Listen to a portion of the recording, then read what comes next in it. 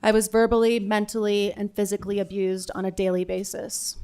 I was cut off from the outside world and stripped of all of my human rights. I was not allowed to be myself, hold my own opinions, or even speak. Without a diagnosis, I was forced to consume medication that made me feel numb and exhausted. I didn't breathe fresh air or see the sunlight for 11 months. There was zero privacy. Every time I would use the bathroom or take a shower, it was monitored. At 16 years old, as a child, I felt their piercing eyes staring at my naked body. I was just a kid and felt violated every single day.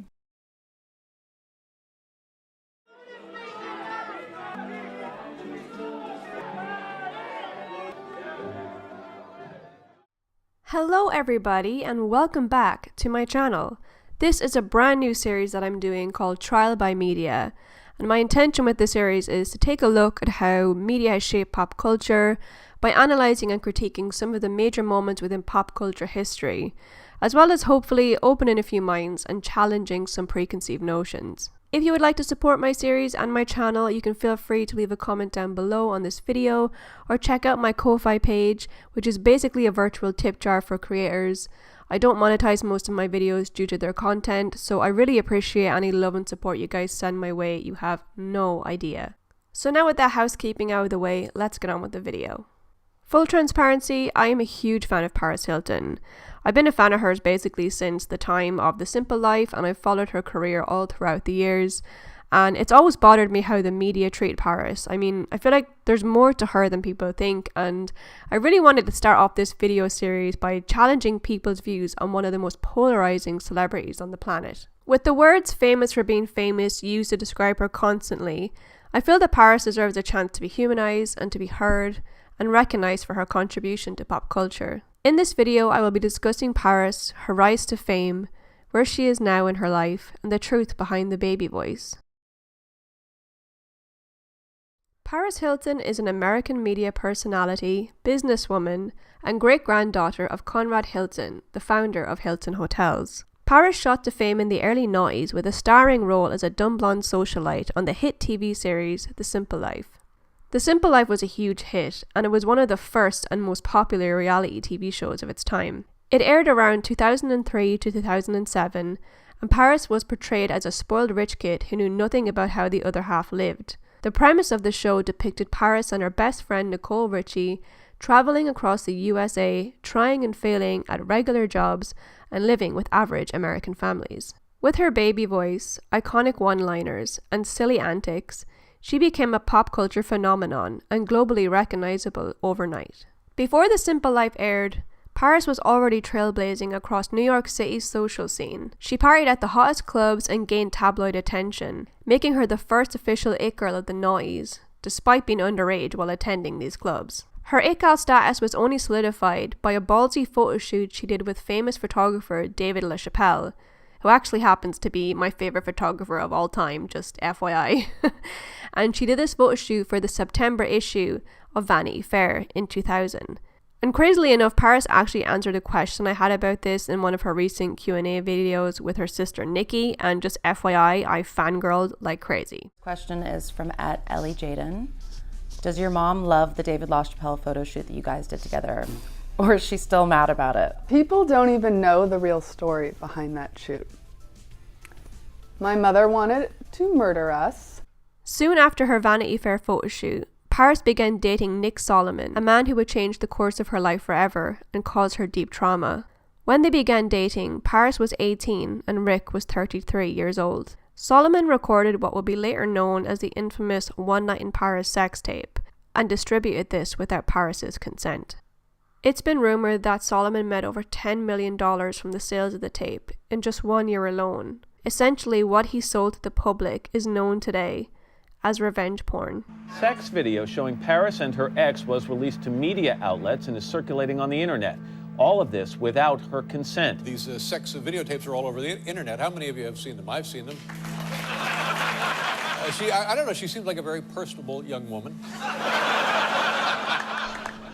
That was a private moment with a teenage girl.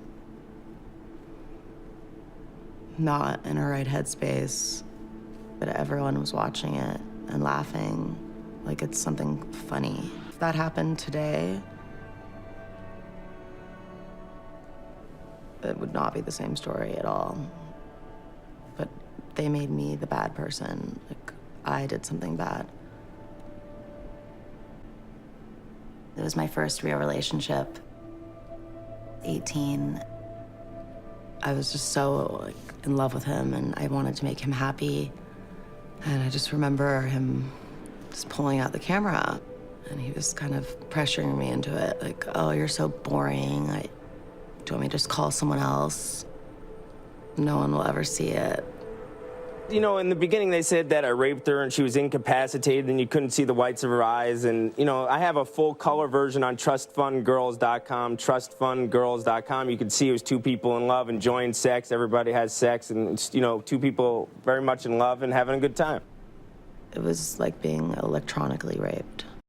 The definition of revenge porn is as follows: revealing or sexually explicit images or videos of a person posted on the internet, typically by a former sexual partner, without the consent of the subject and in order to cause them distress or embarrassment.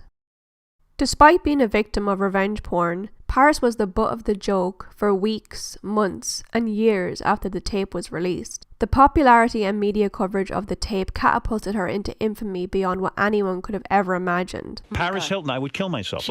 She's a piece of shit. Yeah, she has no right to be on that stage. That was, she looks like a tranny up close. Her hand is like from my elbow to the end of my hand. And she walks odd. Her for a feet chick are like who grew bigger up, than yours. She walks dumb. Right. For a chick who grew up in like New York society, she walks like she walks like a Wonder Woman. or something.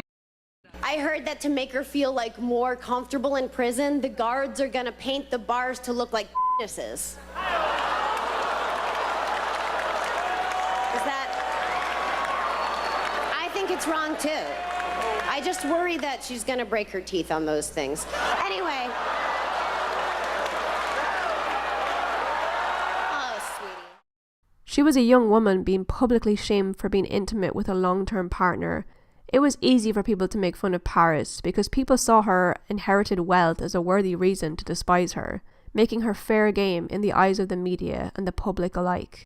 After this whirlwind media coverage, the world thought they knew everything there was to know about Paris, writing her off as a spoiled rich kid who never lifted a finger in her life and didn't know the hardship that life usually brings. Ironically, this couldn't be further from the truth. On September 14th, 2020, Paris released a documentary on her YouTube channel titled This is Paris. In the documentary, she finally got a chance to take control of the narrative and speak in her own words and share her story. In the documentary, Paris opens up about the trauma she experienced at rigorous and abusive reform schools during her teenage years. But before we speak about those experiences, we need a little context. As I mentioned previously, Paris was a New York socialite from a very young age. She was a teenager who went to the coolest clubs and partied all night long. She was young, wild, and free, and her strict parents couldn't figure out how to control their daughter. They were afraid that Paris was going down the wrong path and decided to send her to several reform schools over the years that followed, in an attempt to discipline and control her behavior. My sister and I were teenagers. We moved to New York. I was the new girl at school. I dealt with a lot of bullying and the girls kind of ganging up on me and being mean to me. In New York, there's a socialite scene. Everyone knew who I was. My mom had us go to etiquette classes. So we basically were taught how to be debutantes. It's very proper, very prim. Almost like a Stepford wife. I wasn't allowed to go out or go on dates or school dances, because my parents were so strict. No dating, no makeup, no this, no that. Everyone had late curfews. No, you had to be home early. No, no, no, no. And then finally, she was just like, doing what I want. In New York, 14, 15, 16, everything that I didn't want her to do, she wanted to do. Getting into modeling, and I was just like, no, no, no, no. Not No, not a good scene. And then I got a really good fake ID. She was just gone in the night. And my mother would be up all night calling every nightclub, threatening them. I think I just got addicted to the nightlife. I felt accepted. I locked her in the room. I was afraid she could run into a predator, get kidnapped. Fear, to me, is the most powerful feeling there is. Fear. More than pain, more than love, more than hate, more than like, more than fear. And I thought this was the worst mistake ever moving here. I gotta get her out of here. I feel like my parents were scared and they didn't want their reputations to be ruined, because Page Six was writing all these stories. So I felt like I was just kind of just sent away to be hidden. I'm in bed, and these two people come into my room.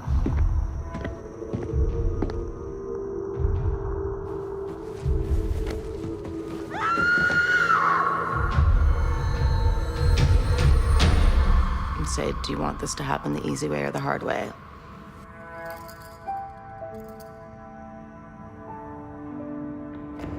I'm trying to just run. I knew there was a takedown in the works. I didn't know it was people coming in and capturing her. I thought I was being kidnapped.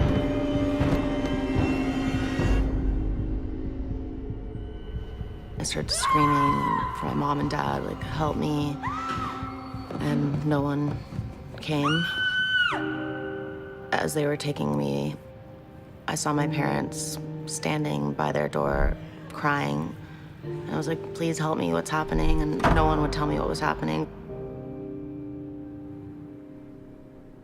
And then in the morning, it was breakfast, and Paris didn't come to the breakfast table. And then my parents were like smiling, like everything's fine, and we didn't ask any questions. And then I think they said she like went to boarding school. All you ever wanted was the best for your child. I first sent her to an outdoor wilderness program. It's for teenage boys and girls needing a change of attitude and direction. There's all these places called emotional growth schools. The first place was in the middle of nowhere. We were building other camps, basically doing manual labor all day long. It was just constant yelling at, like, boot camp style. So I whispered to one of the girls, like, let's get out of here tonight.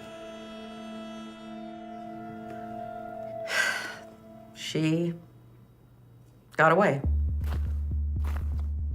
We ran through cornfields, through mountains.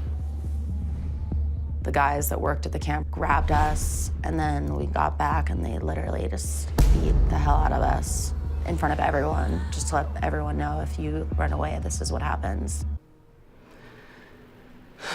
I'm like, please, can I just go home? I've already been through so much. I promise I'll never go to a club again. Please, like, I can't go back to these places. Like, you have no idea. There was no convincing them, no matter what I said. I was forced to do physical labor while malnourished and sleep deprived.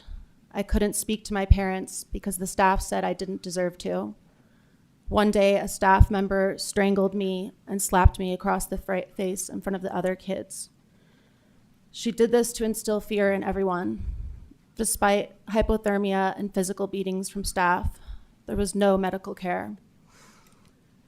Next, I was sent to Cascade. I received no education or therapy there.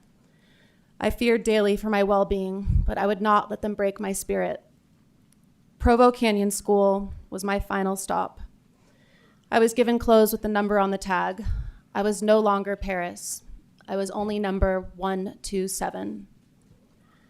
I was verbally, mentally, and physically abused on a daily basis. I was cut off from the outside world and stripped of all of my human rights. I was not allowed to be myself, hold my own opinions, or even speak. Without a diagnosis, I was forced to consume medication that made me feel numb and exhausted. I didn't breathe fresh air or see the sunlight for 11 months. There was zero privacy. Every time I would use the bathroom or take a shower, it was monitored. At 16 years old, as a child, I felt their piercing eyes staring at my naked body. I was just a kid and felt violated every single day. Paris was released from the Provo Canyon Reform School when she turned 18 years old, and all she wanted in life was to get out of the control of her parents and make it on her own. This is when she was photographed by David LaChapelle for Vanity Fair. Before The Simple Life, before the tape, this was her initial introduction to the world. And the nepotism of being Paris Hilton clearly came into play during this time and gave Paris a huge advantage in getting her foot in the door of the modelling world and the media. Paris has often alluded to the fact that the baby voice character was part caricature, part trauma response to her time in Provo. And we were talking about how we both went away to essentially schools when we were teenagers. I went away to a private boarding school, but I begged my family to send me away because the environment wasn't good for me where I was at. You got kidnapped and got sent away to a school in Utah. What was that like, being kidnapped and sent away to school when you didn't want to leave?